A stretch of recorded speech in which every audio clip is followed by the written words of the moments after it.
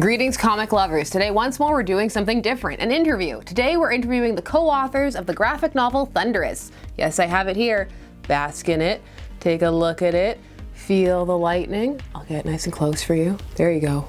Wow. Slow-mo action tilt, but not so much that it hits the lights. Thunderous is an all-ages adventurous tale centered around Aiyana. She's on a quest to fit in and also get some social media clout. And she's not all interested in listening to any more tales about her heritage. But that changes when lightning strikes. Literally. And she finds herself transported to a strange realm where that knowledge would be extremely helpful as she goes on a quest. It's a classic journey format with some interesting accents, as the work brings some elements from Lakota oral storytelling traditions to light. We talk about the book, history, culture, giant spiders, and we get into some intimate topics. It gets very interesting. How interesting? Well, there's only one way to find out. Join us. Now, of course, have all the links to how to get the book. Currently, there's an IndieGogo ongoing, time of recording. But I'll also have information how to get it after in case you're later than the time of recording. And of course, I'll have the socials, all that good stuff down below. I'm Sasha, and if you're interested in an interesting convo, you're in the right place. Let's get started. Enough preamble. Let's go. Greetings, comic lovers. It is Sasha here from Casually Comics, and today, as you can see, we're doing something a little different. We're doing an interview with the co-authors of the work Thunderous. I have Mandy Smoker here and Natalie Peeterse. Did I say it right? Did I do it? Peeterse. Oh, see, I didn't. So it's close. Okay.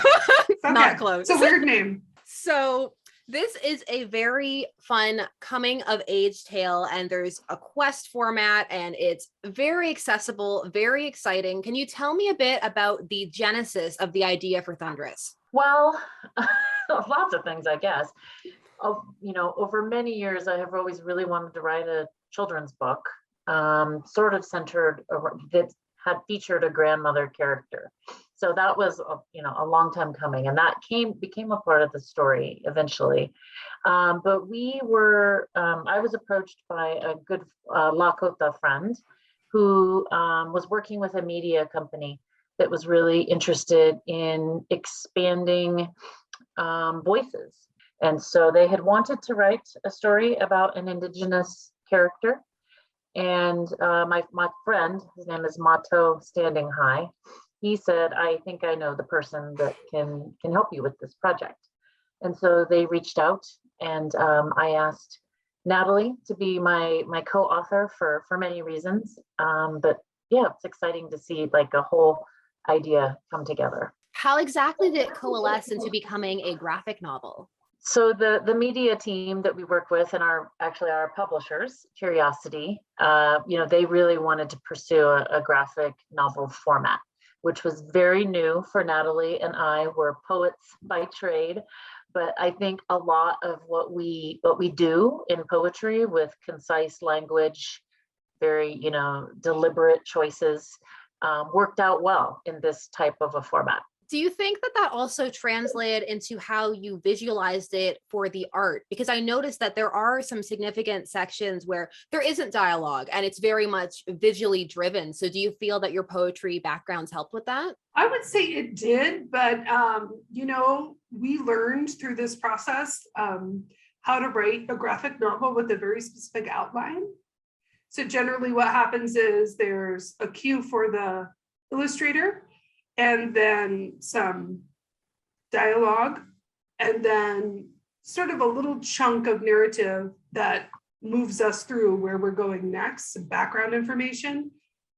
And so Mandy and I worked through that over and over with the outline that we had. And I gotta say that it was really the illustrator, Dale DeFlores, he's a Navajo artist, that he just took it and ran with it. So a lot of what you see is the way he visualized it and the way he made action through the illustrations, which is like he's a super gifted person, and we would just get the sketches and go, he's saving our butts, he's brilliant. I mean, it was amazing. The art it's very expressive, and it certainly looks like it will speak to a younger demographic, because the story does seem to be aimed at, like you said, like children and that younger demographic. So how did you decide which elements of like Lakota mythology and the like you wanted to bring forward to express to this younger generation? That's a great question. So we really, when Natalie and I were talking, about a lot of different ideas. That's the other hard part about writing a graphic novel, is you're somewhat limited in how big the story can go and how many elements and avenues it has and pursues. So one of the main things that was super important to me were to really try to honor and center some traditional Lakota values. So in this particular, narrative, this opportunity, we really only had time for 3, but we did our best to feature those in a way that was authentic, and really, again, highlighted and held up that part of Lakota culture and tradition. I find sometimes there can be some confusion when people mention the word authentic, like they're not certain exactly what does that entail. So what elements would you describe as bringing that forward? Well, I would just say, historically, when I think of authenticity, it's with the knowledge that for marginalized communities and groups of people, when something's not authentic, it generally you weren't the people to generate it, right? So maybe an outsider looking in sort of saw or interpreted, aspects of culture or identity and sort of retold it, reframed it. But that comes from their lens, right? Their cultural lens and perspective. And so when I think of it in this context, it's really sort of about reclaiming that, all of that cultural knowledge, all of that cultural heritage, the storytelling, the oral tradition, and setting it right, I guess, from our own position. I was thinking a lot about the history of oral tradition while reading it, because it has that element of also the technology and like the lure of new kind of social status that one can achieve in digital spaces and the different ways that people can basically access information. So while I was reading, I was pondering, do you think that level of access can either hurt or help finding one's authentic voice? I think cell phones are so important actually to authentic storytelling, because what it did was put a camera in the hands of everybody instead of just a few select people, the gatekeepers and storytellers of, the culture. So we've seen people be able to maybe show us things with their own technology that has changed the culture. I think at the same time, the way it interacts with our brain and the brains of little people, it can be, overstimulating, and also a new way to seek validation. Maybe that isn't the best in Aiyana's case. Like how many likes we have or who we're in a photo with. It's intoxicating and maybe a little shallow. So I thought it was a really good moment when she got so excited for having 327 followers. I was like, I don't think I have 327 followers on Instagram. Everyone I know, but that's not that many people. How did you come to the decision to centralize it around a quest format? That's a good question. When you think about, and I think we left our story somewhat open-ended, which, in a lot of oral cultures, oral traditions, these sorts of stories try to teach a lesson, right? They present sort of a struggle, a challenge that, someone is working to overcome and sort of deal with. And the whole point of all of that is to get back right with community, right? To get yourself back into the position where you are a contributing member and you're healthy and you're doing well and seeing things right. And so it just sort of felt, like having our main character go through that and experience sort of, how you come around in the end was really important.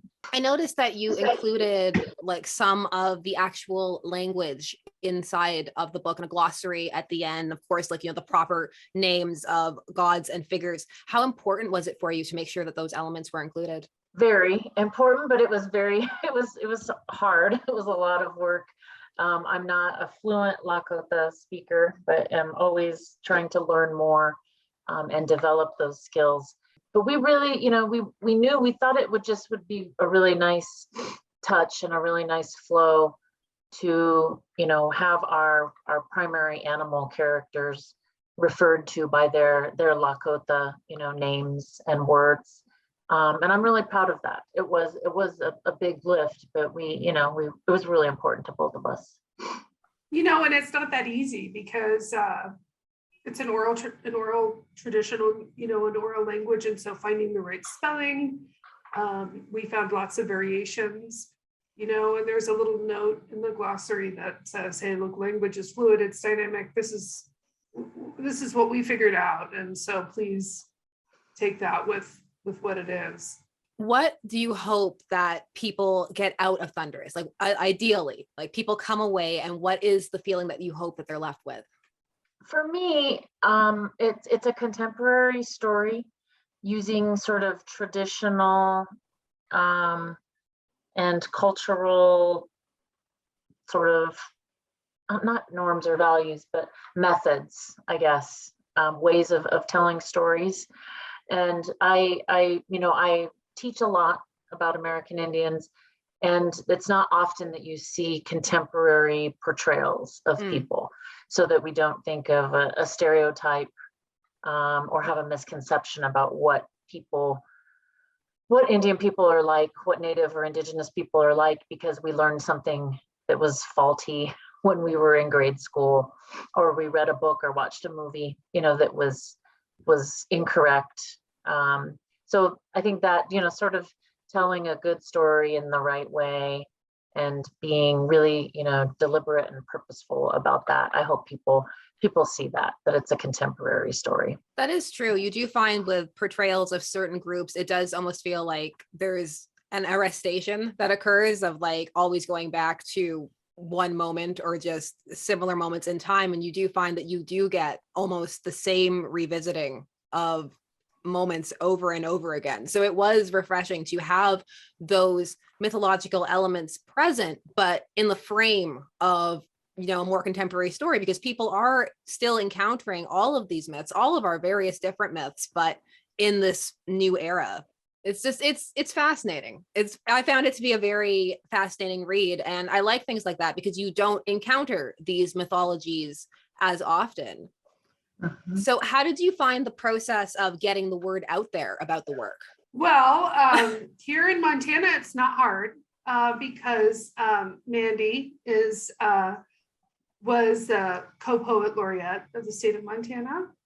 And she has a lot of connections in Indian country from working on, she worked at the Office of Public Instruction for creating Indian Education for All, which got Indian education into the classrooms across the state for everyone so that we can all, my kids included, I'm a non-Indian family, get some real information about the history of the tribes in the state and their values and traditions and where they live and all of that stuff. So she's the perfect person for that. In terms of getting it out there, talking to you in Canada, that's our media team from our publishers, and that have done just a wonderful job of getting us into the comic book world because we're poets and we don't know anything about that. So it takes a team. How have you found dipping your toes into the realm of us comic book nerds? Every once in a while you think you're a smart person that knows a lot, and then you're like, I don't know anything compared to these people. That's years of reading I have to catch up on. Yeah, we did an interview last week, and we failed in knowing our favorite superheroes or series. Oh no! Now we will be on top of it, though. Now we'll get more invested. Well, there's thankfully a whole realm that is outside of superheroes and the like. Yeah. A whole world full of graphic novels. Yeah. How did you two find the process of working together? I hated it. She loved Just it. kidding. No, we have been together during the pandemic. Our families, we live half a mile from each other. Like I can probably wave to her from my window. And so, during the pandemic, we were bubble families together. Our oldest children are the same age. And so we got through it, with a lot of humor, lots of dialogue, lots of things to really think about, together, when you're in a pandemic.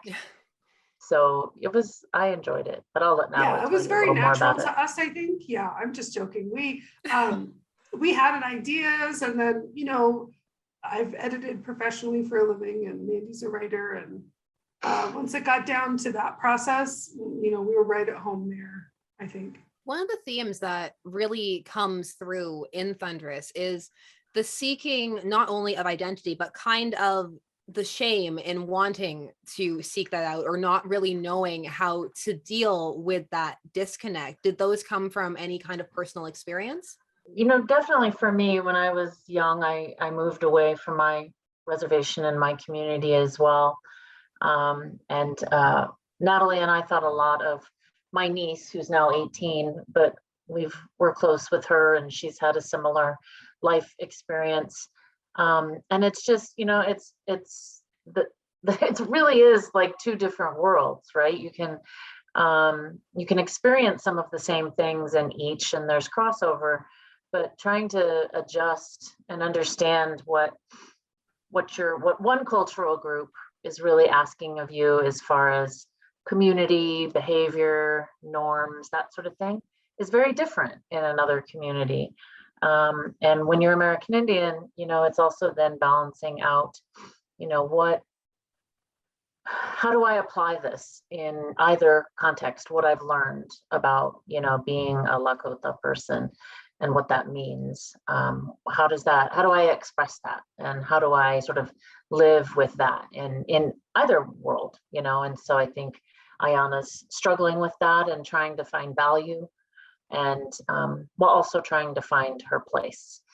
And I'm just really happy that through the story, she's sort of able to do both. You mentioned that you only really got to express 3 of the main themes. So what were those themes? In terms of like core values that you got to bring forward. This is forward. a test for Natalie. This is a test for me. Generosity. And we see that played out with someone on the street in Aiyana's new town that needed some kindness, and she sort of got distracted and really influenced some of her actions later, specifically with the buffalo. The bison is my favorite character and my daughter's favorite character, my oldest's favorite character. And also, so that's generosity, and then selflessness and fortitude. Did I get it right, Mandy? She doesn't. Close. Fortitude, yeah. But then also kinship. Kinship, so important. And we see that, not to give anything away in the story, but so obviously with the wolf pack, right? The sense of sticking together and working as a group to solve problems and to survive. My daughter loved the wolves. She's only just starting to read, so it was much more of a flip through to see the images, and she was mesmerized by the giant spider. She was just like, she kind of likes slightly scary things, so it's just like this big spider. It's big. Yeah. They are big. That's well, a big and spider. we put in our notes for our illustrator Dale, large spider, and then he took it and turned that's what he into did. Something He's brilliant. Yeah. It was a really good image because it's that exactly right balance of still being like fantastical and whimsical, but just a little scary. So it's a very, the entire quest has that kind of really accessible like level for children, I feel like, where because children need that little whiff of danger. Like it needs to have that little bit of exciting edge, Yeah, because aren't we all a little scared of finding ourselves on our own at that age, because we've convinced ourselves that we know better than everyone around us. And then when we actually have to act, of our own volition, we're like, Grandma, I'm old. What am I going to do? Having gone through the graphic novel process once, is it something you'd want to do again? Definitely. Yeah. Yeah, like I Sure, said, I there were think so many other ideas we had. There are places, like even our cousin character, Cola, that he could explore. There's a lot of possibility there. And two, to really hopefully introduce this format so that maybe other Indigenous writers can, start doing more as well is really important. Mm-hmm. What are some of the ideas you had to leave on the cutting room floor, as it were? Oh gosh. we had extended ideas about the prairie dogs, Peace Visa. We had this whole thing where we visualized their underground tunnel, and we thought of them as like a metaphor for the collective unconscious, and we wanted them to be chirping in and stealing things and gifting things, and they were a huge part of our original concept. And then there's just only so much you could include, so that's something we talked about a lot at the beginning. It was like, oh my god, the collective unconscious, the prairie dogs, this is crazy. And then we had wanted her journey to be over 4 days. That's a significant sort of number in a lot of Indigenous cultures and Lakota. But it had to be condensed down to 2 because there just wasn't enough space and time. So yeah. So what is the significance of 4? Generally it's for the 4 directions, for the 4 cardinal directions. Yeah. Wherever I encounter 4, it's usually in the Asian context of the unlucky number 4. Because a lot of horror comics, like 444, there's like, no, don't do it. It's like the equivalent of a 666. I was just going to say that, but I held it in. That was one of like the things I very much enjoy, the study of mythology, which is one of the things that appealed to me when Dynamite reached out to me and said that there was this book, would I be interested in taking a look at it? Because I do like seeing, particularly with animals, the different ways that they are represented cross-culturally and the different meanings that they have. And that's just so exciting, to me to see them in that context. So I really enjoyed that in the work as well. What would you say was your favorite part, like, of creating it? Like, what was at the end of it, looking at it as a finished product, like, what is your favorite part? I mean, for me, it's the illustrations. I think we would be naked without Dale. That is just this lucky, amazing thing that happened. And, I just think the world gets to see what this guy can do, and it's serious business. So seeing that come together was a surprise. I had a lot of worry about this project. I worried a lot about, us getting the language right, getting the editing right. There was a lot of people involved, which is not something that I usually experience. Like, I'm usually like alone here in my office, making a lot of decisions, editing decisions. So the fact that it all came together and I held my breath until I got my author copy in the mail, and I was home alone, and I sat down and I read it, and I just started crying, and I texted Mandy and I said, I can finally say thank you for getting me involved in this, because I wasn't sure if this was a blessing or a curse. For me, it was definitely like the initial period where we would just sit down and brainstorm ideas, and feeling really, really lucky that we could do that, and that this might become a real thing, right? That it could go out there in the world, and other Indigenous kids could read it and be like, wow, hey, I know something about that. I had a good friend tell me, I was like, because Natalie and I were like, we'd talked and we were all into it, and then we'd be like, I don't know, are we going to get it right? Is everybody on this team going to get it right? Are we doing the right thing? Representation really matters. We don't want to mess this up, and he just told me, Mandy, you have a chance to tell a story that, hasn't been told before. As being a Native person, he's like, don't you feel like you have to do it?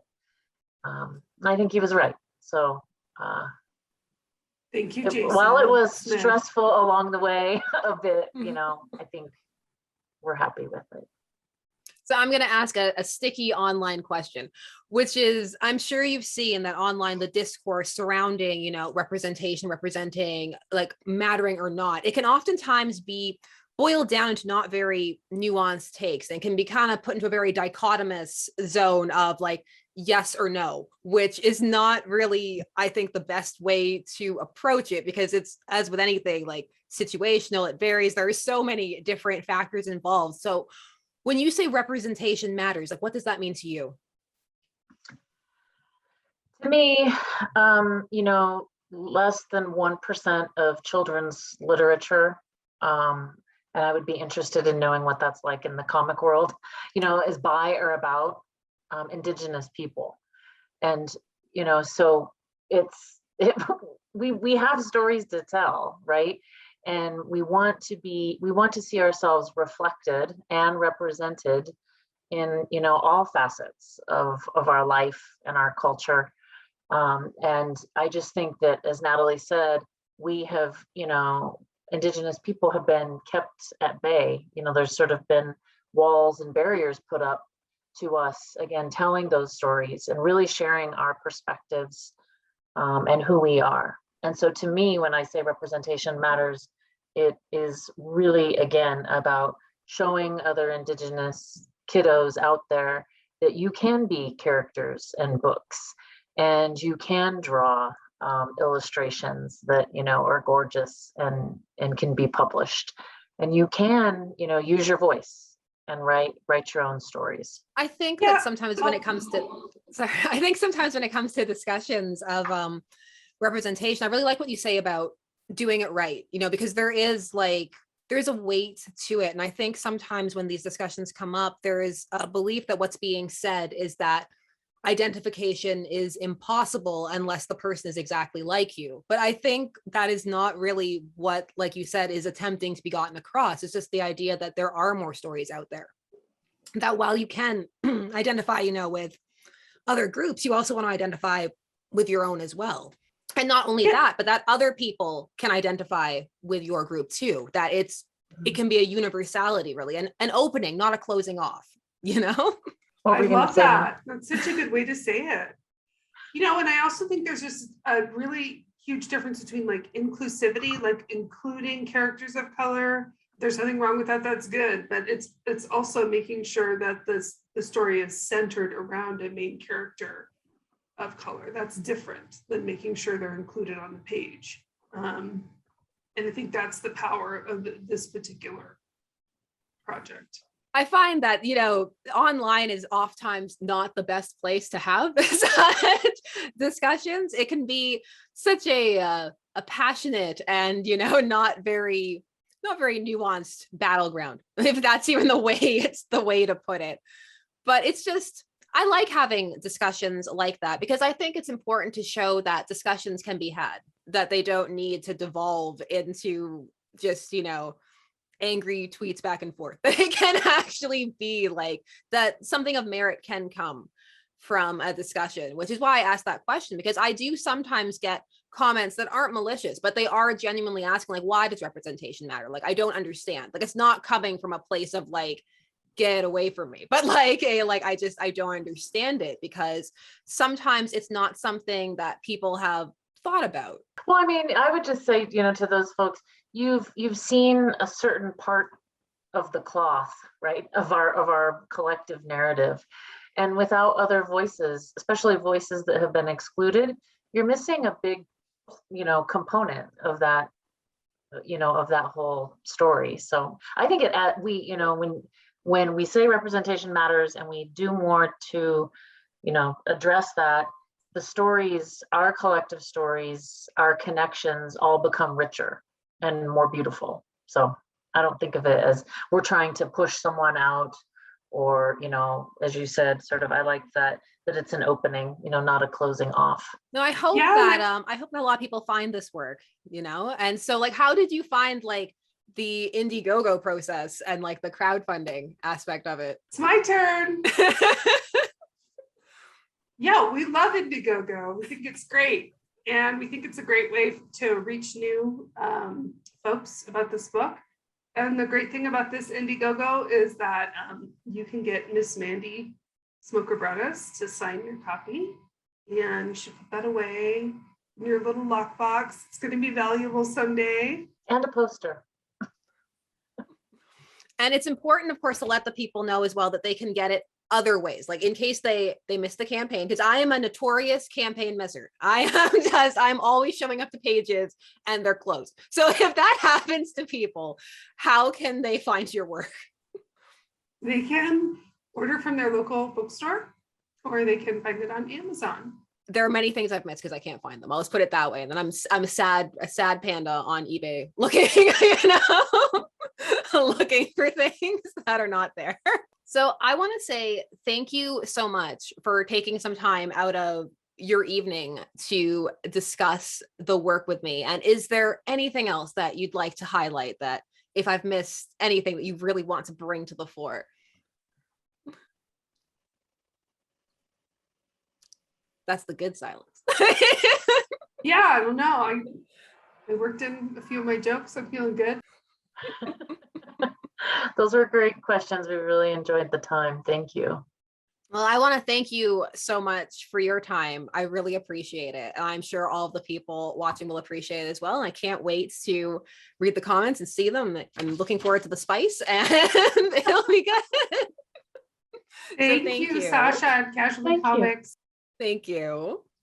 Hi, you made it to the end. I hope that you enjoyed listening as much as I enjoyed having the discussion. And now I want to hear from you. Has this piqued your interest? Is Thunderous something you're interested in checking out? What are some stories from different perspectives you'd be interested in hearing, if any? I want to hear your thoughts down below. This was nice, short, sweet, succinct. Sometimes that's all you need. I'll, of course, as always, be back soon with more videos. And of course, please do all the YouTube things. Like, share, comment, subscribe, and I want to hear from you. I always appreciate it, and I will see you again soon. Bye-bye.